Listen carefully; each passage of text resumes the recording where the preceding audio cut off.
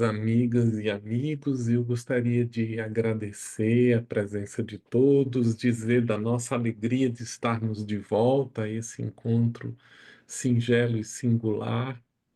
E queria começar essas nossas palavras refletindo em torno de um poema apresentado pelo espírito Maria Dolores, numa obra muito singela que tem exatamente o título do poema, porque ele coloca em perspectiva a temática que nós vamos trabalhar quando a benfeitora nos diz assim: Senhor, quando me deres o privilégio do renascimento, no berçário do mundo, ante as dificuldades que apresento e aquelas que não vejo, eis, Senhor, o desejo em que dia por dia me aprofundo. Deixa-me renascer em qualquer parte. Entretanto, que eu possa acompanhar-te, onde constantemente continuas, trabalhando e servindo em todas as estradas, para que eu também tenha as mãos marcadas, como trazes as tuas. Quanta ilusão! Quando eu me debatia crendo que o desespero fosse prece, a rogar-te segurança e alegria, sem que eu nada fizesse. Imitava na terra o lavrador, a temer lama, sol, vento, bruma, aguardando milagres de colheita sem plantar coisa alguma. Entretanto, Senhor, agora sei que o trabalho é divino compromisso, estímulo do céu guiando-nos os passos e que, atendendo a semelhante lei, pusestes ambas as mãos em nossos braços por estrelas de amor e de serviço. Assim, quando estiver na terra entre os homens, meus irmãos, que eu me perca em trabalho e me lembre sempre das mãos. Não me des tempo para lastimar-me, que eu busque tão somente a luz que me acenas, pois no anseio de seguir-te, quero o trabalho apenas. Dá que eu seja contigo onde estiveres, uma resta de paz, que eu seja alguém sem destaque, sem nome, que se ouvide no bem. E se um dia uma cruz de provas e de agravos reclamar-me a tarefa e o coração, não me largues ao susto a quem me enleie. Ajuda-me a entregar as próprias mãos aos cravos da incompreensão que me rodeie entre bênçãos de fé e preces de perdão. Não consintas que eu volte ao tempo morto da ilusão convertida em desconforto. Dá-me os calos da paz nas tarefas do bem, a servir e a servir, sem perguntar a quem.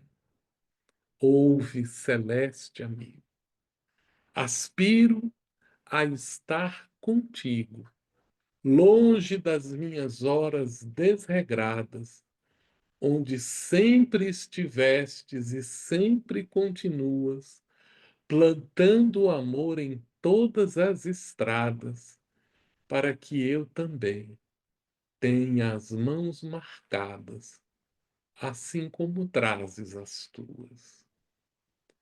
A benfeitora Maria Dolores, quando escreveu este poema, em 1972, abre para os nossos corações uma visão diferente a respeito do que significa ser corajoso. Porque ao longo dos dias em que nos debruçamos sobre esta temática de coragem, nós tentamos reconhecer alguns elementos críticos que fazem parte dela. O primeiro deles é, sem dúvida, o medo, porque algumas pessoas acreditam que ser corajoso significa não ter medo. E se esquecem de que o medo é um sinal de alerta. Ele não é um obstáculo intransponível, ele é um alerta de que nós precisamos ter atenção, faz parte das nossas emoções mais fundamentais, porque nos coloca em um estado fisiológico e psicológico de profunda atenção diante do desconhecido, diante das situações com as quais nós não estamos acostumados a lidar ou com as quais lidamos no passado e nos causou algum tipo de desconforto ou de dor. Por isso, a coragem não significa ignorar o medo e fazer de conta que nós não o sentimos. A coragem significa ter a capacidade de seguir adiante, apesar do medo. Não é para suprimi-lo, mas é para que a gente possa alcançar o objetivo, ter coragem de ir adiante. Para que isso aconteça, é fundamental a presença da esperança. A esperança, ela atua como um farol. Ela é um jato de luz que nós lançamos diante da nossa vida para que, mesmo diante da escuridão que o medo nos proporciona, da incerteza que ele nos traz, nós conseguimos enxergar um futuro melhor, um resultado positivo, a necessidade de uma ação, e isso nos faz refletir quanto à importância da confiança. Não podemos abrir mão da capacidade de nos reconhecermos como pessoas que temos potenciais, que somos habilitados para dar passos, às vezes pequenos, mas que são fundamentais em nos dar um alicerce necessário para seguirmos adiante. Para que isso possa ser adequadamente estruturado, contamos com a determinação, uma força que nos impulsiona a agir, que nos faz persistir diante dos desafios e nos faz encarar a resiliência, a capacidade de retomar a nossa forma original, o nosso propósito, a necessidade de enfrentar os contratempos, sofrer-lhes a influência, mas seguirmos adiante, porque esses são elementos fundamentais para a construção da sabedoria. A capacidade de discernir quando o medo é um sinal de perigo real, quando ele é um alerta, quando ele é uma ilusão. Mas para que isso se consolide em nós, é preciso que nós cultivemos a humildade. A humildade como a capacidade de olhar para nós mesmos e vermos quem nós somos, exatamente do jeito que nós somos. Porque se a humildade se caracteriza por esta singular característica de nos enxergar como nós somos verdadeiramente, com todos os nossos potenciais desenvolvidos e com todas as dificuldades que ainda sofremos, o orgulho é exatamente o contrário. O orgulho é quando nós não somos capazes de nos enxergar como nós somos, mas como nós achamos que somos. como nós acreditamos que deveríamos ser, ou como a gente gostaria que os outros nos vissem, e agimos mimetizando comportamentos, julgando-nos por isso com mais direitos, com mais capacidades, com mais propriedades do que aquelas que realmente nós somos. A humildade é o primeiro passo para a transformação. Transformar-se envolve a identificação de uma necessidade. E é importante que nós reconheçamos que o processo de transformação em nossa vida, ele se dá de maneira espontânea, porque nós sofremos as vicissitudes da vida e a vida é o nosso grande educandário. A vida é o espaço de aprendizado em que a providência divina nos disciplina para o entendimento das leis divinas. À luz do Espiritismo, nós nos reconhecemos como espíritos imortais, que surgimos dentro de uma simplicidade e repletos de ignorância. Mas a coleção das experiências que a vida nos proporciona vão inscrevendo em nossas mentes e em nossos corações as leis que regem o universo. E quando nós as assimilamos, passamos a agir em conformidade com essas leis.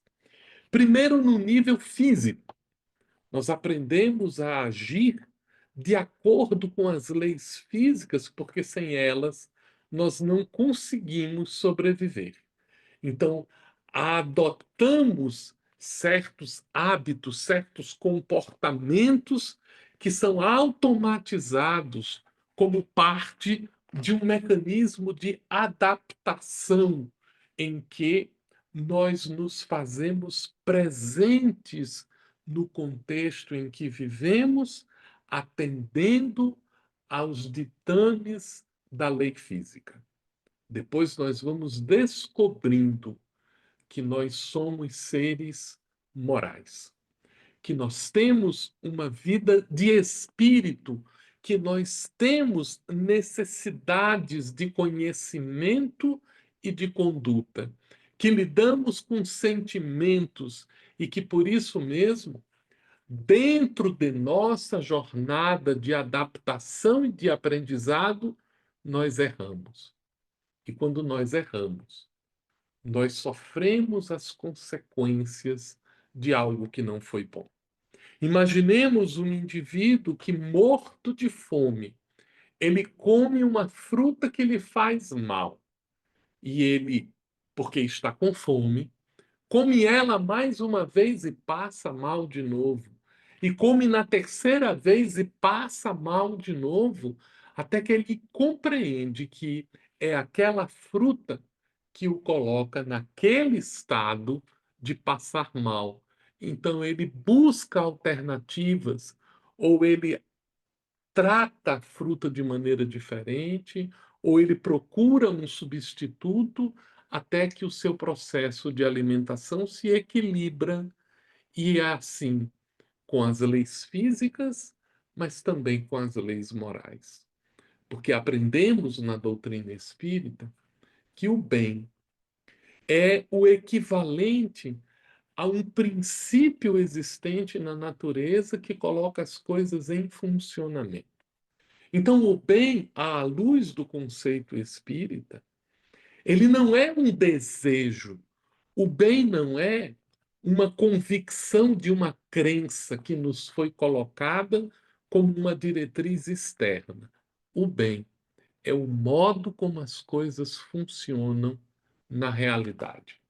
Então, se eu desejo ser feliz, mas eu não quero perdoar, eu não consigo seguir adiante na minha jornada de felicidade, porque se eu não perdoo, eu sofro com os males que os outros fizeram.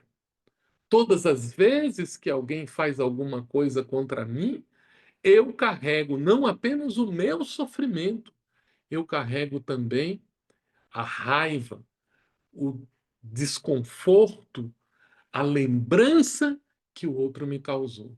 Até que num determinado momento eu compreendo que o perdão é um ato de libertação, não é um ato de desculpa. É um ato de liberdade. E quando isso acontece, ressignificando a atitude do outro, eu me liberto e sigo adiante na minha jornada. Então acontece transformação. Uma transformação por meio da qual eu saio de uma incompatibilidade com os princípios morais que regem a vida para uma situação de ajustamento às leis que regem o código ético que me garante a felicidade.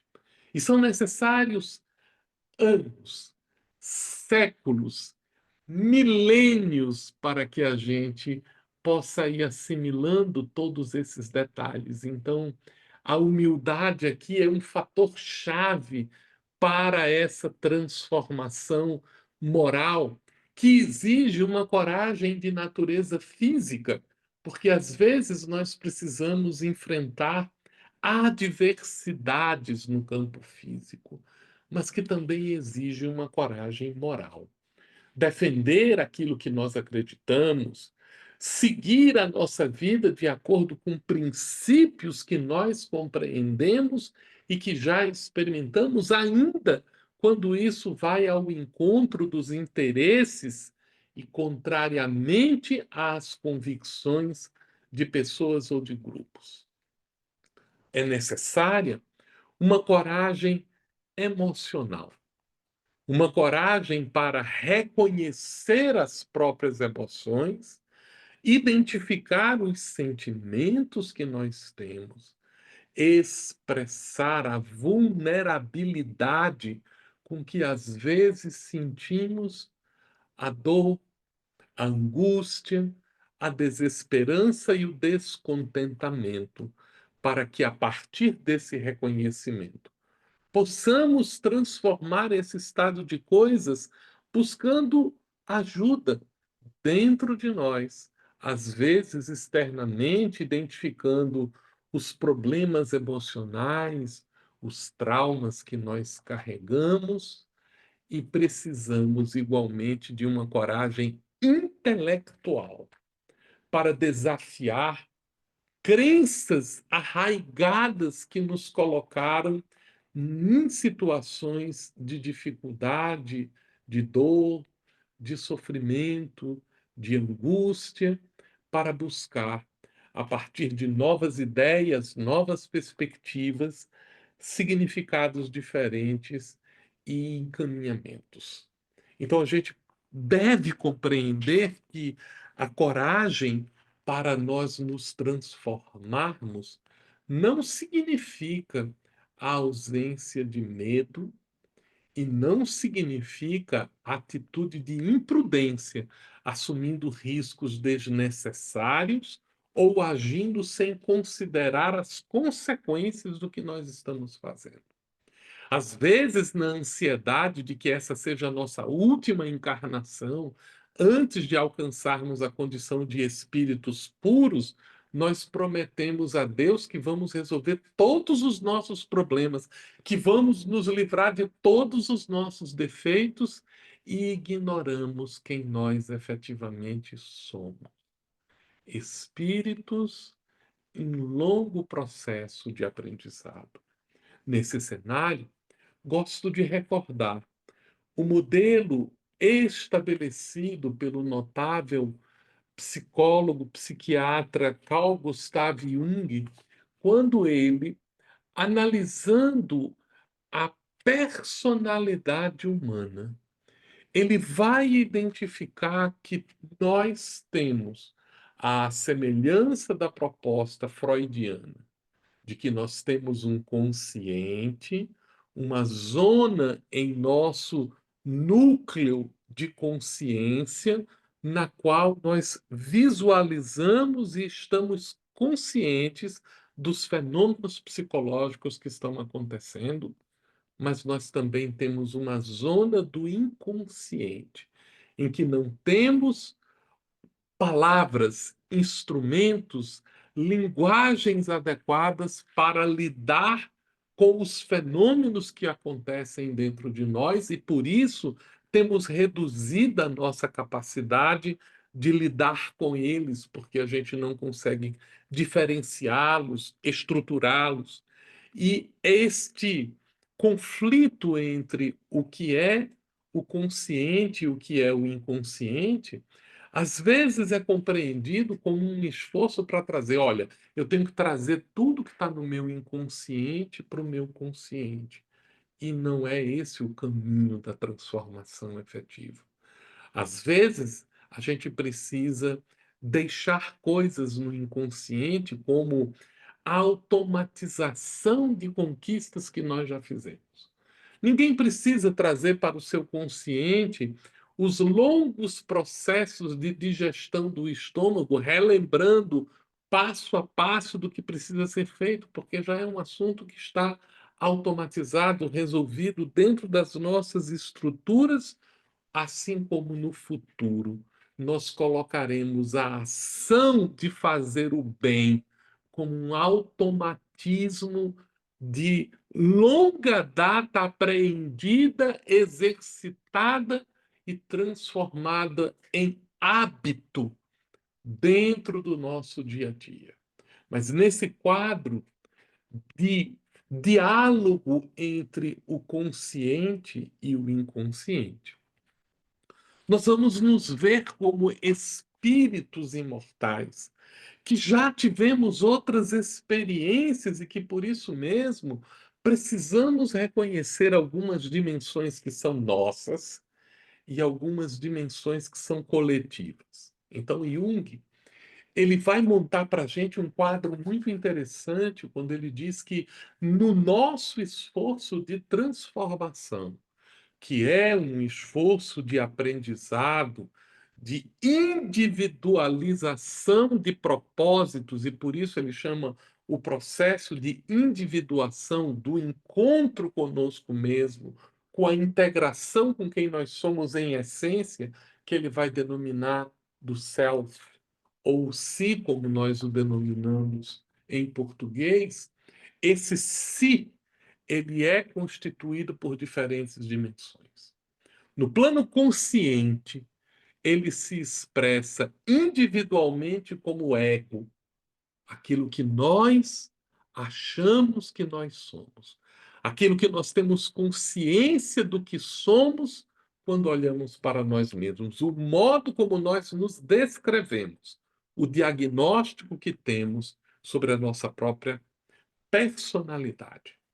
Mas também no nível do consciente, nós criamos socialmente os personagens, os diferentes modos como nós agimos em determinados grupos, em determinadas comunidades. Então, às vezes, no meu trabalho, eu sou um professor, eu sou um médico, eu sou um legislador, eu sou um lixeiro, eu sou um jardineiro, eu sou um médico, um juiz, um advogado. Todos esses são personagens que eu visto para exercitar determinadas tarefas ou para adotar certos comportamentos diante de uma comunidade. Então, a consciência do meu ego encontra a consciência do meu papel no relacionamento com as outras pessoas. E às vezes nós confundimos isso. Tem muita gente que acha que é um juiz e não que está um juiz, que acha que é um médico e não que está como um médico, porque a condição do personagem ela é transitória e a condição do ego também, porque nós somos mais do que isso. Quando alcançamos o nível do inconsciente, nós vemos que temos em nós certos aspectos que nós efetivamente desconhecemos. Jung vai chamar isso da nossa sombra, e que o encontro com aquilo que em nós não nos favorece, não nos faz bem. É, na verdade, a grande decepção com nós mesmos, o modo como nós nos enfrentamos e sentimos as nossas dificuldades. Mas nessas sombras estão todas as personagens que nós já fomos no passado, todos os hábitos e costumes que nós adquirimos em existências anteriores e que se refletem como crenças que estão determinando o nosso comportamento na atualidade ou como hábitos que nós incorporamos ao nosso modo de ser. Por isso, nós temos também no inconsciente um impulso de comportamento diferente, um impulso de complementariedade que é o chamado dentro de nós mesmos para uma mudança de comportamento que Jung definirá dentro do seu conceito nos tipos psicológicos como uma personagem complementar a nós mesmos, que para os homens ele chamará ânima, para as mulheres ele chamará ânimos, não no sentido sexual que os termos possuem, mas no sentido de uma posição complementar mais predominantemente ativa, introvertida ou mais predominantemente passiva, extrovertida, dentro da classificação que ele dá na obra dos tipos psicológicos. Essa percepção, ela vai nos fazer compreender que neste inconsciente em que está a nossa sombra, em que estão as nossas personalidades complementares, elas possuem um equivalente social que são os arquétipos, que são grandes personagens da humanidade que nos influenciam. Então, às vezes a gente quer ser herói, às vezes a gente quer ser sábio, às vezes a gente quer ser mágico, às vezes a gente quer adotar comportamentos que são assim, que tipos que são adotados dentro da sociedade que a gente meio que assimila, se identifica, são os nossos heróis, os nossos modelos. Por isso mesmo, quando Allan Kardec, compreendendo primeiro a necessidade do espírito progredir, depois, a urgência dele construir a felicidade mediante os esforços de entendimento de que o bem é aquilo que funciona como um alinhamento de sua existência, ele vai perguntar aos espíritos no capítulo das leis morais como é que nós podemos reconhecer que essas condutas nos fazem bem? E os espíritos vão dizer que essa é uma revelação que se faz ao longo de toda a humanidade. E Kardec vai perguntar se sempre houveram homens que refletiram isso, que nos revelaram esses processos. Os espíritos vão insistir que eles sempre existiram, porque os homens sábios revelam as leis físicas e os homens bons revelam as leis morais do nosso dia a dia. E Kardec vai perguntar se esses reveladores, por acaso, não teriam se enganado nas suas concepções, ao que os espíritos respondem que sim, que eles às vezes se enganam, e Kardec leva-nos a uma reflexão quando interroga os espíritos quanto a característica que nós deveremos observar naqueles que são bons reveladores, e os espíritos nos dizem que esses são caracterizados pela ausência do interesse pessoal, pela abnegação com que eles conseguem se conduzir. Kardec então faz a questão 625 de O Livro dos Espíritos uma pergunta muito intrigante, porque preocupado em concretizar exemplos de revelação, Kardec interroga os espíritos qual o tipo mais perfeito que Deus ofereceu ao homem para servir de modelo e guia. E os espíritos responderam: Vede Jesus. E esse Vede Jesus é exatamente o protótipo de transformação moral. Kardec ficou tão impressionado com esses elementos que mais tarde, em 1864, ele escreveria o Evangelho segundo o Espiritismo como uma obra de natureza ética, analisando os aspectos morais da doutrina do Cristo, porque reconhece neles os princípios fundamentais para a construção da verdadeira felicidade humana, norteando todas as dimensões de nossas relações para conosco, para com os nossos semelhantes e para com o universo inteiro, para com Deus em todas as particularidades disso. E essa temática em torno do processo de transformação que Kardec vai explorar depois de entender as leis morais, conforme os espíritos apresentaram para ele, vai levar Allan Kardec a uma investigação a respeito dos caminhos para este aperfeiçoamento moral que parece ser, ao lado do desenvolvimento intelectual, o objeto de interesse dos espíritos. Recordamos que quando Allan Kardec, analisando a natureza dos espíritos, no item de número 100 do Livro dos Espíritos, ele vai perguntar sobre que tipos de espíritos existiriam, e ele faz uma organização didática que ele diz: olha, essa é uma classificação que não tem nada de absoluta, mas é uma classificação para a gente entender, de uma maneira geral, que existem três ordens de espíritos. Uma terceira ordem, que é a ordem dos espíritos imperfeitos. Esses espíritos ainda sofrem muito devido à sua ignorância e devido à conduta inadequada que eles têm diante das coisas. São propensos a praticar o mal porque ignoram as consequências do mal ou porque o desejam na ilusão de satisfazer aspectos triviais do seu dia a dia. São os espíritos imperfeitos, a terceira ordem de espíritos. Quando eles avançam um pouco, Kardec didaticamente nos oferecerá como modelo de transformação para que eles alcancem a segunda ordem. E a segunda ordem é caracterizada pela compreensão intelectual ou pelo exercício da bondade.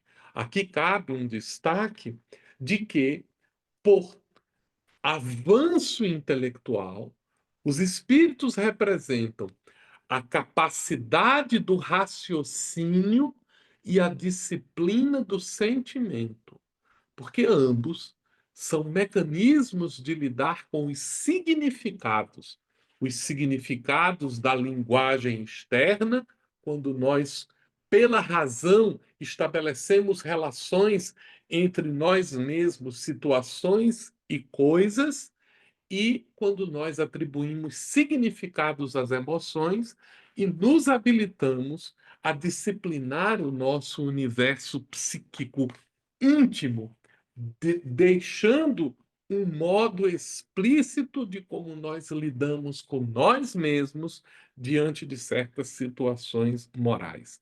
Mas que, para além deste progresso de natureza intelectual, nós também precisaríamos de um progresso de natureza moral, ética, com as nossas condutas, com as nossas realizações, e é esse desafio de nós sairmos de uma ordem de espíritos imperfeitos para chegarmos à condição dos espíritos bons, que estão se esforçando por desenvolver a inteligência e a moralidade, que nós alcançaremos a primeira classe dos espíritos, ou os espíritos de primeira ordem, como Kardec os denomina, que são os espíritos puros que se caracterizam pela inteligência, pela bondade, pela conduta moral irreprochável, sendo por isso felizes.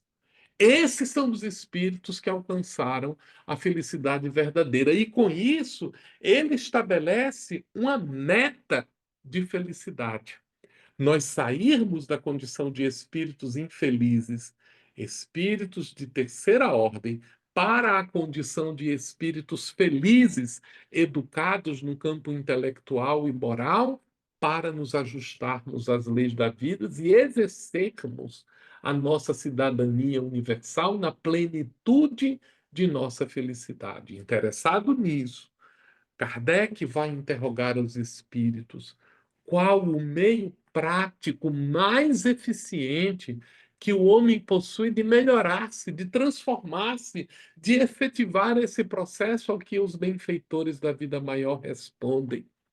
O sábio da antiguidade já vos disse: conhece-te a ti mesmo. Essa era a inscrição que estava no templo de Delfos quando Sócrates foi visitá-lo na Grécia Antiga. Conhece-te a ti mesmo. E Kardec, que não se contentava com modelos de crença tradicionais, insiste com os espíritos de que, embora este epíteto seja muito bonito, é muito difícil de compreendê-lo. Então, como é que nós fazemos o nosso processo de autoconhecimento com vistas a essa transformação? E é aí que o espírito Aurelius Agostinho, o famoso bispo de Hipona, um dos primeiros filósofos da patrística, um daqueles que uniram o pensamento de Platão ao modo de interpretar o cristianismo, vai dizer-nos: fazei como eu fazia quando estava na terra. E nos orienta a seguir um trajeto de 3 perguntas para que nós possamos diagnosticar o que em nós precisa de transformação. A primeira pergunta que ele propõe é se nós cumprimos os nossos deveres ao longo do dia. E a ideia de cumprir o dever é um desafio para o qual nós precisamos ter coragem. Porque o dever é aquilo que nós elegemos como as nossas obrigações. O dever não é aquilo que a sociedade nos impõe. O dever não é aquilo que os outros colocam para a gente. O dever é aquilo que nós elegemos como prioridade. Então, se eu escolhi ser um professor, é meu dever ensinar. Se eu escolhi ser um médico, é meu dever cuidar das pessoas. Se eu escolhi ser um juiz, é meu desejo buscar a justiça na apreciação da operação do direito. Em cada circunstância que eu estou, eu tenho deveres que são pessoais, eu tenho deveres que são coletivos, dentro dos quais eu me coloquei à disposição. E quando eu me pergunto, cumprir os meus deveres, eu estou fazendo um checklist do que está efetivamente me levando a um processo de aprimoramento, de transformação, e aquilo que não está acontecendo no meu dia a dia. A segunda pergunta que Agostinho propõe é se nós estamos fazendo o bem no limite das nossas possibilidades. Isso não significa se matar, isso significa dedicarmos algum esforço para estarmos presentes no esforço que nós fazemos. Fazer o bem é fazer o que fazemos da melhor forma possível. É buscarmos o significado naquilo que estamos realizando para produzir o bem como resultado das ações que temos.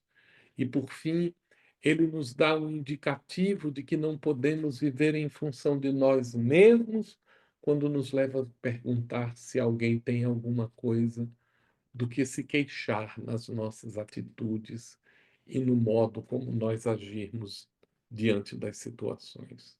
Essas 3 perguntas vai nos fazer reconhecer que a transformação de nós mesmos exige uma coragem para enfrentar pequenos medos, para superar as acomodações para ver onde nós estamos falhando no cumprimento dos nossos deveres, mas também praticando um pouco de autocompaixão, reconhecendo que errar é parte do processo de aprendizado e que nós não devemos jamais nos acomodar no erro, porque precisamos fazer um esforço de melhoria, ao ponto de Allan Kardec ter afirmado que reconhece-se o verdadeiro espírita pela sua transformação moral, pelos esforços que emprega em conter as suas más inclinações.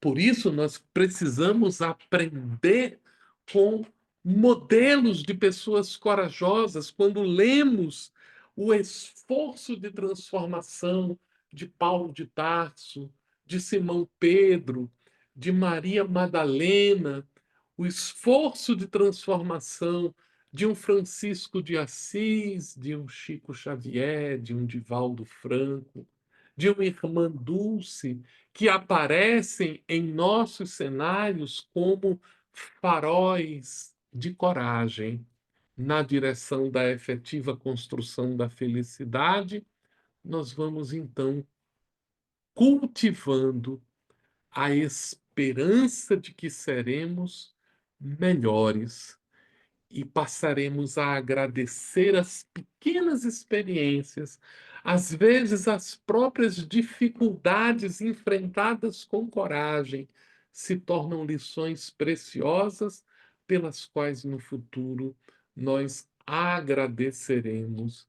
E por isso nós voltamos a refletir com o modo como a benfeitora Maria Dolores, olhando o desafio de voltar à Terra, como este cadinho de transformação que a vida nos proporciona.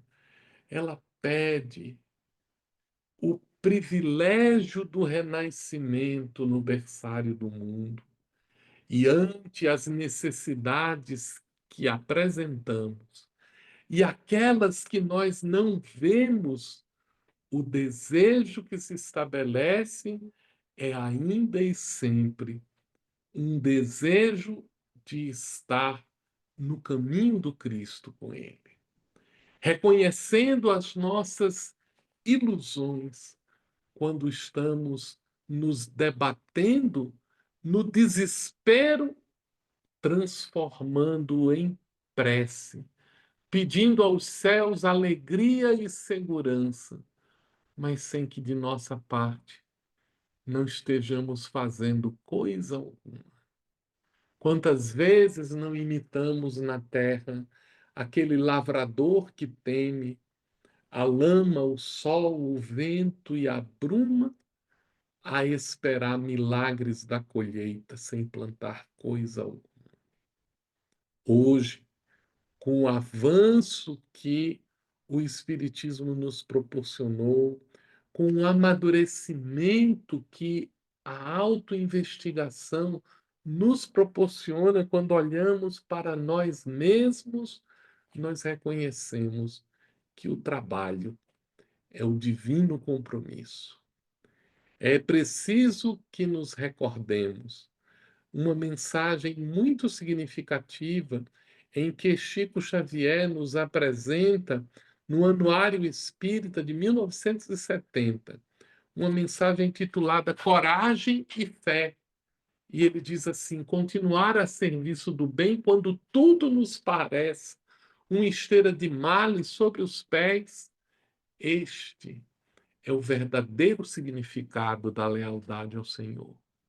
Manter o coração tranquilo, a alma impávida, buscando a oficina dos ideais superiores e convertendo-os numa realidade sem esmorecer, buscando a execução dos pequeninos e dos mais pesados deveres, quando muitos dos companheiros que estavam conosco já se foram, é perseverar trabalhando com a certeza invariável na vitória da verdade, na vitória do amor, a benefício de todas as criaturas e a despeito de todos os pesares, sustentar o espírito de vigilância que nos mantém na ação e na prece, sem descrer dos objetivos que a vida nos oferece, mas buscando na edificação da felicidade comum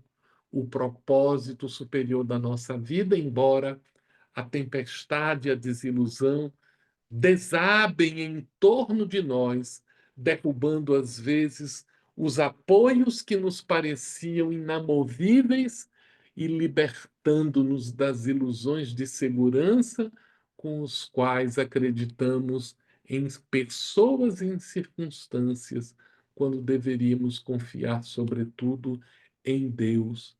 Por isso precisamos prosseguir caminhando para o alvo entrevisto da transformação verdadeira, cultivando os sonhos mais puros, embora as pedras da aflição e os espinheiros do sofrimento se multipliquem em nossa senda, às vezes dificultando-nos o marchar ereto e seguro, avançar, avançar ainda e sempre no encalço das realizações sublimes a que nos propomos atingir, porque somos espíritos e, apesar de todas as provações que nos testem a confiança, às vezes caindo na perplexidade e no erro, para levantar-nos nas alças da reconsideração e da esperança, somos convidados, chorando e enxugando as próprias lágrimas,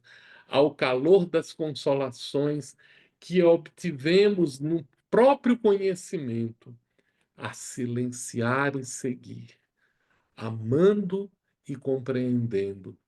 Esta é a verdadeira coragem da fé, que nos convida a uma transformação para renascer dos destroços nas piores circunstâncias terrenas e finalmente encarar a razão face a face, com aquela convicção que o Espiritismo nos oferece de que hoje somos melhores do que ontem, amanhã seremos melhores do que hoje. É preciso coragem para transformar a nós mesmos. Colocamos-nos dessa forma à disposição para algum ponto, algum esclarecimento, alguma questão que tenha ficado merecedora de mais amplas considerações. Gratidão, André. Excelente, excelente essa sua reflexão sobre o tema. Não dá nem para fazer mais perguntas, mas vamos aqui, temos duas que chegaram aqui no privado, e essa palestra sua é muito consoladora, né? Cheia de esperança, diz uma companheira. Então, a pergunta é: como avaliar se a dor pela qual estou passando pode me dar a luz necessária para gerar em mim essa transformação? O primeiro ponto é nós não confundirmos a dor com a necessidade do sofrimento. É um erro muito comum nós acreditarmos que a gente só progride, nós só nos transformamos quando nós sentimos dor. E a dor é um tipo de sofrimento. Gosto sempre de enquadrar isso da seguinte maneira: existem dois modos de aprendizado na vida. O primeiro modo é o modo ativo. É o modo com o qual nós assumimos o controle da existência e conduzimos o barco da nossa vida. Mas existe um outro modo que é um modo passivo. Então temos o modo de agir ativo e nós temos o modo de sofrer, que é o passivo. E nós não sofremos só coisas ruins. Às vezes nós sofremos a chegada de um amigo querido, nós sofremos a alegria de um reencontro, nós sofremos o sol que nasce nos aquece, nós sofremos o entardecer maravilhoso, nós sofremos a brisa suave da manhã, que é tudo aquilo sobre o qual nós não temos controle e que nos alcança.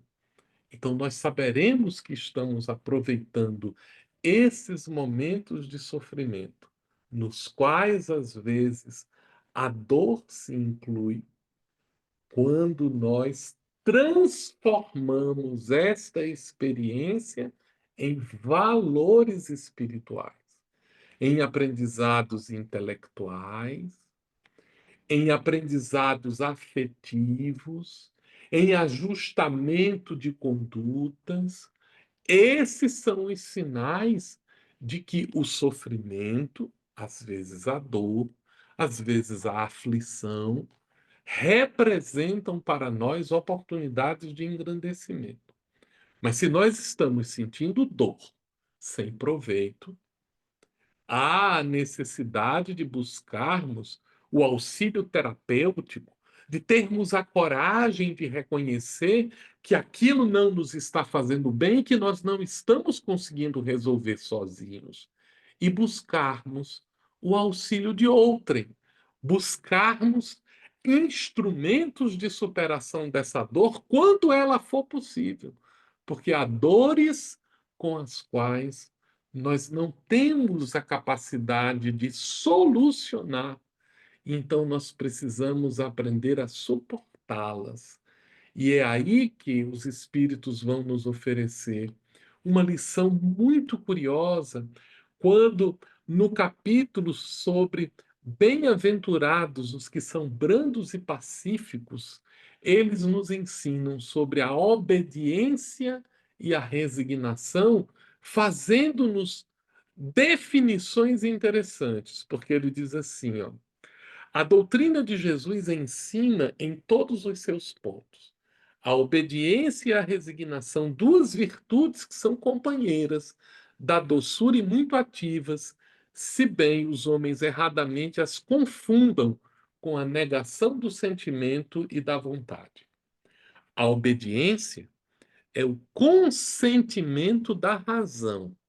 A resignação é o consentimento do coração.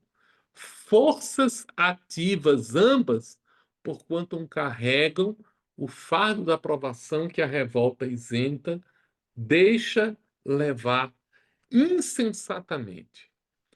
O pusilânime, aquele que não tem coragem, não pode ser resignado, do mesmo modo que o egoísta e o orgulhoso não podem ser obedientes. Então, o que os espíritos estão trazendo para a gente é: quando nós estamos diante de uma situação que nos está trazendo sofrimento, nós deveremos ter a lucidez para reconhecer. Isto pode ser mudado? Pode. Então, busquemos forças para mudar. Isto não pode ser mudado? Não, não pode ser mudado. Então, busquemos forças para suportar o trajeto enquanto estamos em curso para extrair as melhores lições. Mas, como diz a sabedoria popular, deveremos buscar, sobretudo, discernimento para reconhecer quando pode e quando não pode ser mudadas situações. Oração, vigilância, confiança em Deus, esperança nas circunstâncias nos fortalecerão o trajeto para que a dor não seja nossa companheira, embora o sofrimento esteja conosco como parte do aprendizado a que somos convidados. Gratidão, muitíssimo obrigada, André. Devido ao nosso horário, né? É quase meia-noite aí no horário de Brasil. Nós vamos então encerrando, pedindo então suas considerações finais, se você tiver alguma, e também encerrar com uma prece para todos nós, por favor. Obrigada. As nossas palavras finais aqui são palavras de coragem, são palavras de confiança diante das dificuldades que todos nós enfrentamos da vida. Ainda estamos a caminho, ainda somos espíritos matriculados na escola que representa para nós um cenário magnífico, mas que traz os seus desafios. Quantas dores estão silenciadas em palácios e quantas alegrias se desenvolvem em choupanas. Quantas pessoas doentes estão calmas e quantas pessoas saudáveis estão desesperadas com as aflições de quererem sempre mais. Nesses dias de dificuldade é preciso termos a coragem necessária para reconhecer quem nós somos e o que precisamos fazer para sermos cada dia melhores. É por isso que neste encerramento de nossas reflexões, elevamos o nosso pensamento a Deus para pedir o conforto para as nossas dificuldades, mas a sabedoria para os nossos desafios. Suplicar a bondade divina para que o nosso entendimento não se acomode em pedir e receber, mas que o nosso esforço de nos fazermos melhores esteja situado na lucidez de conhecermos a nós mesmos, de identificarmos as nossas falhas, de identificar dentro de nossos hábitos os princípios que nos tornam infelizes e termos a coragem necessária para modificá-los.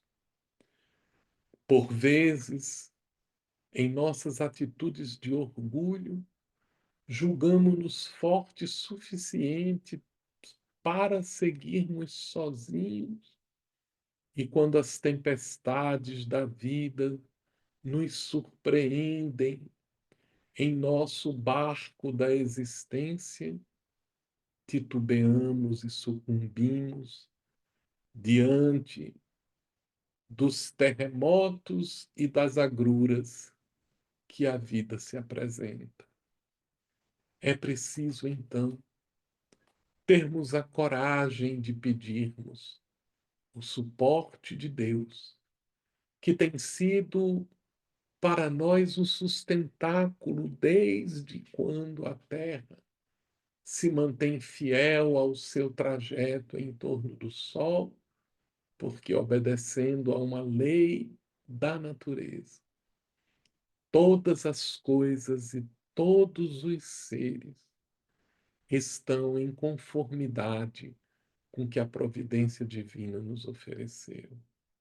Reconhecendo a bondade e a sabedoria de Deus, busquemos a tranquilidade em nosso íntimo, sem pressa, para conquistarmos o que apenas a longos esforços iremos transformando com paciência, com esperança, com confiança e com vontade. Por tudo isso, nós te agradecemos, Senhor, e te pedimos para que nos despeças em tua paz.